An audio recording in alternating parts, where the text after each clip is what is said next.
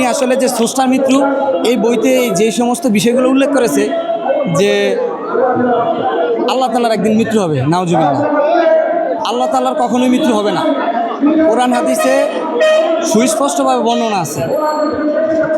সবচেয়ে বড় কথা হচ্ছে একটা মানুষ মৃত্যুবরণ করলে মুসলমানের ধর্ম অনুযায়ী তাদের হচ্ছে কবর দিতে হয়।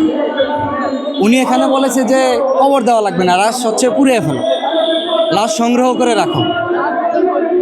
আমি বলতে চাই বাংলাদেশের মতো এমন একটা দেশে যেখানে 96% মুসলমান, সেখানে কিভাবে এই ধরনের বই লিখতে পারে, লিখছে এবং প্রকাশনা পায়, কত বড় দুঃসাহস! কারা দিচ্ছে এই সমস্ত দুঃসাহস? কাদের ইন্ধনে এই বই প্রকাশ পায়?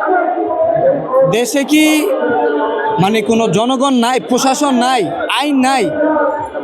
দেশের গ্রন্থাগার কি দেখে এই বইটা প্রকাশ করলো?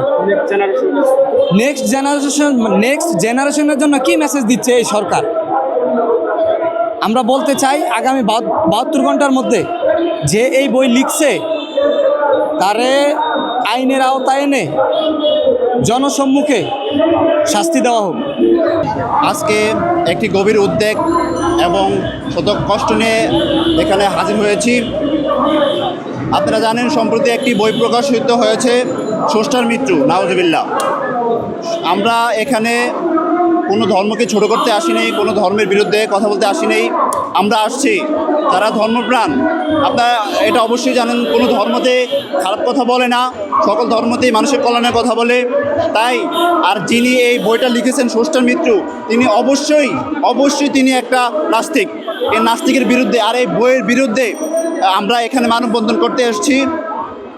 আর এই বইতে মুসলিম এবং বিভিন্ন ধর্ম অবলম্বী মানুষদের মাঝে সন্দেহ এবং দ্বিমত প্রকাশ করার জন্য, বিভ্রান্ত প্রকাশ করার জন্য এই বইটি প্রকাশ করা হয়েছে।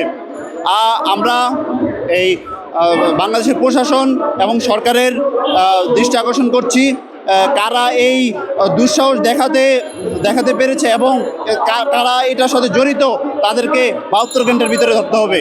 তারা এ বাংলাদেশের ভিতরে 99% এবং 96%-এর প্লাস মুসলিম দেশে কীভাবে এরকম একটা বই লেখার দুঃসাহস করতে পারে, এটা আমরা এটা দেশ এবং দেশের পরিস্থিতিকে অস্থিতিশীল করার জন্য এরকম একটি বই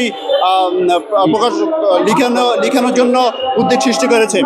তাদেরকে 72 ঘন্টার ভিতরে আইনের আওতায় আনতে হবে। ধন্যবাদ। দেশের মধ্যে একটা অস্থিতিশীল পরিবেশ তৈরি করার তাদের লক্ষ্য এবং মুসলিমদের মধ্যে একটা বিভ্রান্তি ছড়ানোর একটা বিশাল প্রোপাগান্ডা এখানে কাজ করতেছে। আমি মনে করি যে কারা এর সাথে জড়িত, কোন প্রোপাগান্ডা এই সমস্ত কার্যক্রম নিয়ে কাজ করতেছে, আমরা চাই এগুলি আইনের আওতায় এবং মানুষের জনসম্মুখে আসুক।